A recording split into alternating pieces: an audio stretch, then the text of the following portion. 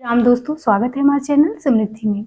दोस्तों, आज हम इस वीडियो में 2024 में पड़ने वाली करवा चौथ के बारे में बात करेंगे, जो कि कार्तिक मास के कृष्ण पक्ष की चतुर्थी तिथि को मनाई जाती है। करवा चौथ का त्यौहार पति के दीर्घायु के लिए, पति के उन्नति के लिए मनाई जाती है। कभी भी पति या संतान का भी कोई त्यौहार हो तो उस दिन बाल नहीं धुला जाता है। यदि बहुत आवश्यक नहीं हो तो बाल कतई मत धुलिएगा। किसी भी त्यौहार को बाल धुलना सुहागिनों के लिए वर्जित है। इस बार 2024 में 20 अक्टूबर को करवा चौथ का त्यौहार मनाया जाएगा, यानी उस दिन व्रत रखना है सभी सुहागिनों को। तो बहुत सारी महिलाओं ने प्रश्न पूछा है, पीरियड में है तो पहली बार व्रत उठा सकते हैं कि नहीं, घर में बच्चा हुआ है, सूतक है तो उठा सकते हैं कि नहीं, पहली बार ये व्रत शुरू कर सकते हैं कि नहीं। तमाम आप लोग के छोटे छोटे प्रश्न हैं। तो इस वीडियो में मैं सारी छोटी छोटी बातें बताऊंगी। हालांकि एक वीडियो में मैंने आप लोग को बताया है, लेकिन शायद आप लोग ध्यान से नहीं सुनते हैं, इसीलिए आप लोग को बातें फिर से कमेंट करती हैं। तो चलिए बहुत जल्दी इस वीडियो में बता देती हूँ। वीडियो बहुत लंबा नहीं खींचूंगी और एक एक बात आप लोग ध्यान से सुन लीजिएगा। तो 20 अक्टूबर को रविवार का दिन है। ऐसे में बहनों ने पूछा है कि क्या हम उस दिन बाल धुल सकते हैं, तो उस दिन नहीं धुल सकती हैं। और एक दिन पहले शनिवार का दिन है। तो देखिए, शनिवार का दिन वार है, लेकिन जब विशेष तिथि का नहाय खाए है तो कोई इसमें मतलब नहीं है। लेकिन यदि आपके मन में फिर भी ये रहता हो कि हम शनिवार को बाल नहीं धुलेंगे, तो शुक्रवार को भी बाल धुल करके आप लोग उस दिन से लहसुन प्याज का त्याग करके ब्रह्मचर्य का पालन करते हुए आप लोग शुक्रवार से ही बाल धुल कर रह सकती हैं। लेकिन समृद्धि आप लोग को कोई ऐसी भ्रामक चीजें और बनावटी चीजें नहीं बताती है जो स्वयं करती है और जो कि हमारे परंपरा में शामिल हो, हमारे शास्त्रों में बनाया गया है, वही चीजें मैं आप लोग को बताती हूँ ताकि आप लोग भी वही करें। तो भ्रमित मत होइएगा, शनिवार को भी धुलेंगी तो इससे कोई दिक्कत नहीं होगी आप लोगों को। दूसरी चीज, जिन लोगों को सरगी लेने का जहाँ का नियम है, देखिए एक तो होता है कि अलग अलग जगहों का नियम होता है। तो यदि सरगी लेने का नियम है तो आप लोग 3:30 बजे ले लीजिएगा, क्योंकि कहा जाता है कि सरगी में यदि कौवे का बाग सुन लिया जाता है तो वो चीजें, उस दिन का जो व्रत होता है वो खंडित हो जाता है। इसलिए 3:30 बजे तक आप लोग सिर्फ पानी भी पी सकती हैं, ग्लूकोन डी या नारियल पानी भी पी करके रह सकती हैं। इसके बाद से आप लोग को पूरे दिन व्रत रहना है। पूरे दिन व्रत में जैसे बहुत सारे लोगों को नींद आती है, मुंह में थूक बनने लगता है, तो कुल्ला कर सकती हैं। कोई इसमें बात नहीं कि कुल्ला नहीं कर सकती हैं, और नींद आए तो आप सो भी सकती हैं। अब कुछ बहनों ने पूछा है कि जैसे हम पीरियड में हैं तो व्रत उठा सकते हैं, या फिर पीरियड में हैं तो व्रत कर सकते हैं कि नहीं। तो देखिए, किसी भी स्थिति में सुहाग का व्रत उठाना हो तो उठा सकती हैं। आप पूजा नहीं करेंगी, लेकिन बाल वगैरह धुल करके श्रृंगार वगैरह कर सकती हैं।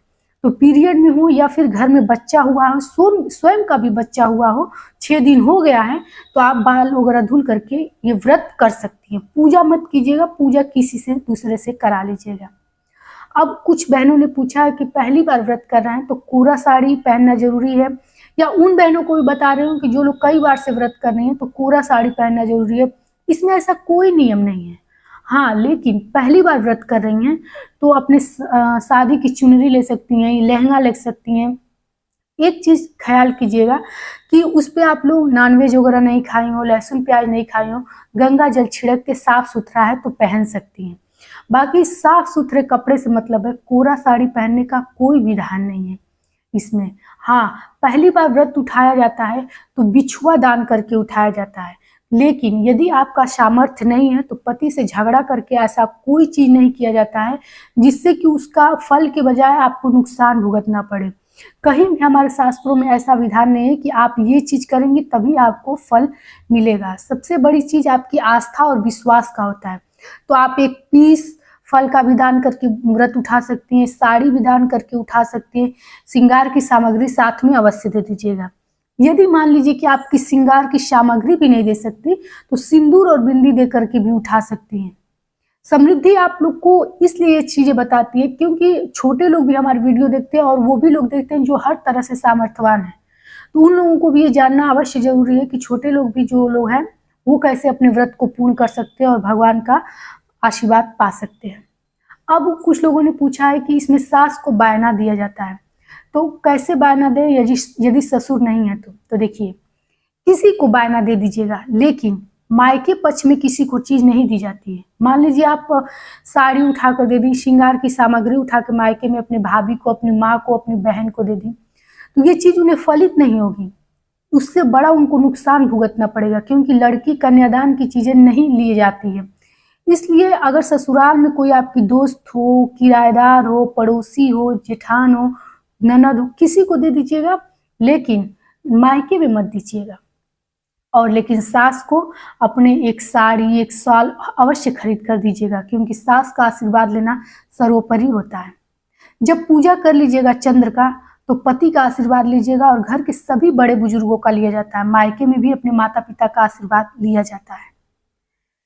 सबसे पहले बहनों ने पूछा है कि चंद्र की पहले पूजा करें या फिर पति की, तो पहले चंद्र की पूजा की जाती है, तब पति की पूजा की जाती है। अब आज के दिन रविवार है, तो पति और बच्चे आप लोग के घर ही रहेंगे, तो खाना बनाने को जैसे है तो पति से भी हेल्प ले लीजिएगा, बनवा लीजिएगा, कोई दिक्कत नहीं। लेकिन आप काम करने से इसलिए मैं मना करती हूँ कि मान लीजिए देखिए काम उम किया जाता है, कुछ चींटे दब जाते हैं पैर से, यदि आराम नहीं करेंगी तो इससे दोष लगता है व्रत में, अगर ये सब करेंगी तो इसीलिए काम कम से कम कीजिएगा, ताकि थकान भी न लगे। वैसे तो व्रत बहुत बड़ा नहीं है, 12-14 घंटा का है।